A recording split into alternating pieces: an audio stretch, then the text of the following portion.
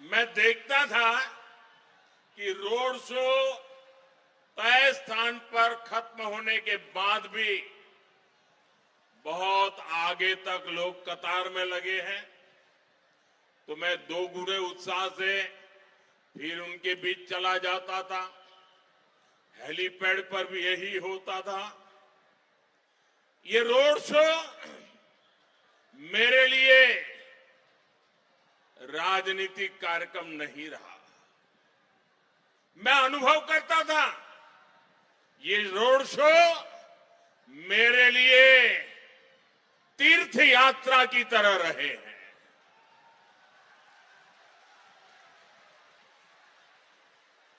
मैं मां काली के भक्तों के बीच जाता था तो संभवतः इसलिए मां काली भी मुझे निरंतर नई ऊर्जा से भरती जा रही थी। साथियों, आपको याद होगा जब जनवरी 2024 में अयोध्या में रामलला की प्राण प्रतिष्ठा का आयोजन हुआ था, तो उससे पहले मैंने 11 दिनों का अनुष्ठान किया था, व्रत किया था। मैं दक्षिण भारत के अनेक मंदिरों में गया था, देवी देवताओं से आशीर्वाद लिया था। इस चुनाव में भी मुझे वैसी ही अनुभूति हुई है जैसी अनुभूति किसी देवी मंदिर के दर्शन के समय होती है।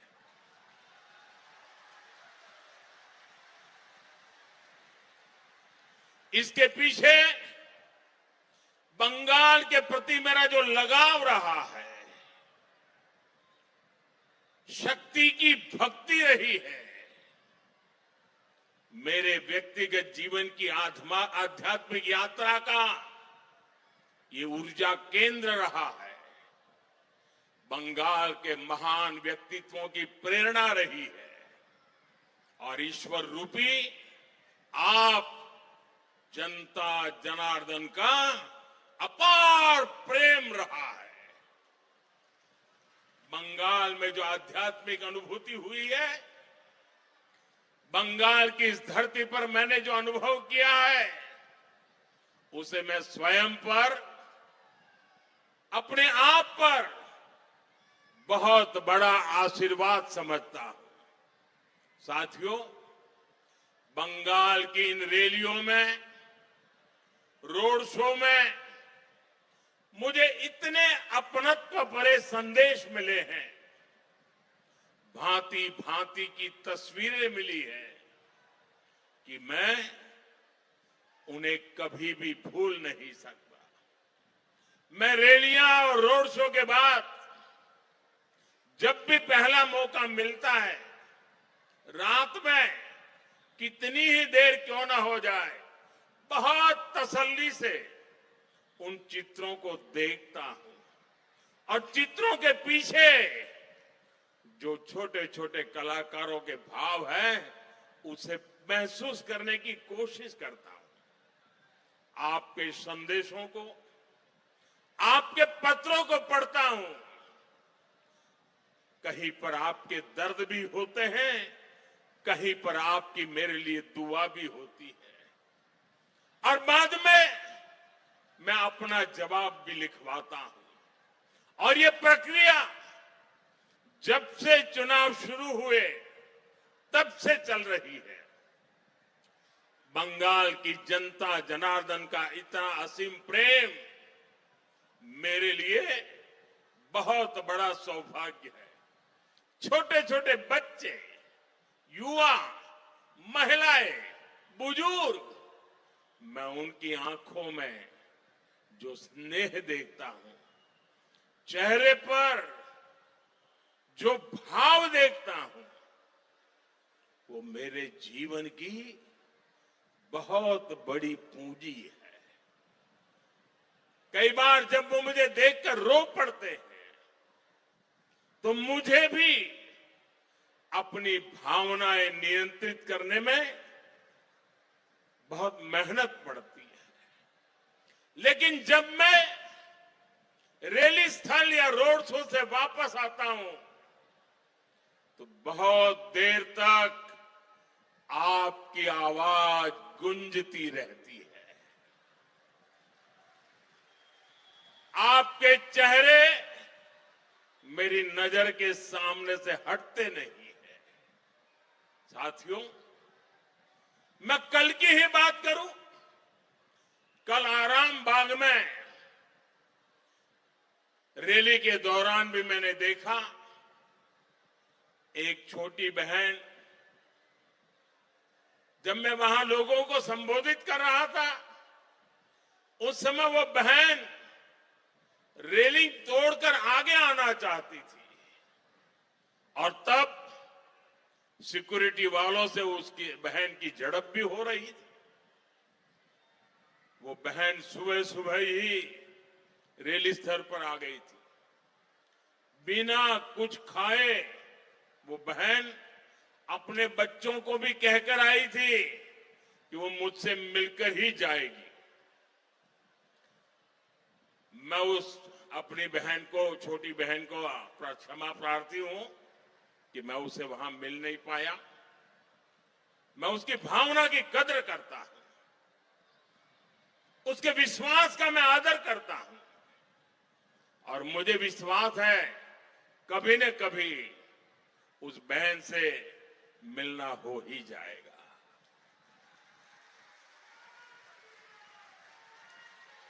उस बहन का आशीर्वाद और आप जैसी करोड़ों बहनों का आशीर्वाद मुझ पर सदा सर्वदा बना रहेगा। साथियों,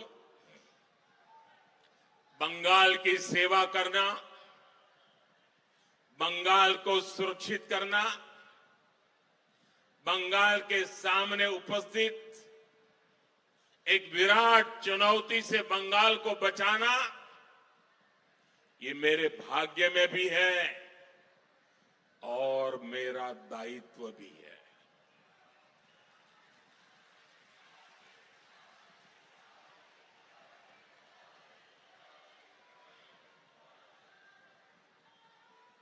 और इस दायित्व से मैं पीछे नहीं हटूंगा।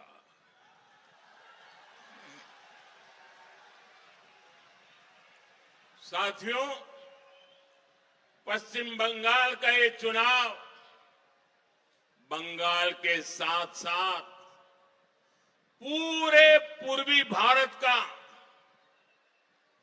हिंदुस्तान के पूर्वी हिस्से का, पूर्वी भारत का भाग्य बदलने का भी चुनाव है। अतीत में जब भारत समृद्ध था तब उसके 3 मजबूत स्तंभ थे, अंग, बंग और कलिंग। अंग यानी बिहार, बंग यानी बंगाल और कंग यानी कलिंग यानी ओडिशा। ये तीनों स्तंभ कमजोर हुए तो भारत के सामर्थ्य को भी झटका लगा। साथियों, आज भारत जब विकसित होने के लक्ष्य के साथ आगे बढ़ रहा है तो अंग, बंग और कलिंग का मजबूत होना बहुत जरूरी है। भारत का भाग्योदय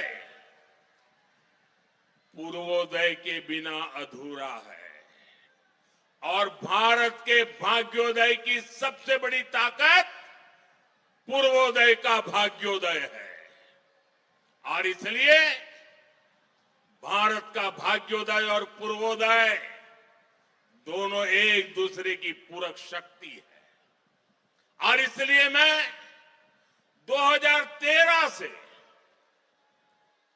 प्रधानमंत्री बनने से पहले से इस बात को पूरे कमिटमेंट के साथ कह रहा हूं कि जब पूर्वी भारत आगे बढ़ेगा, पूर्व का उदय होगा, तो देश आगे बढ़ेगा। बीते समय में अंग यानी बिहार ने कमल खिलाया है, कलिंग यानी ओडिशा ने कमल खिलाया है, अब बंग यानी बंगाल की बारी है।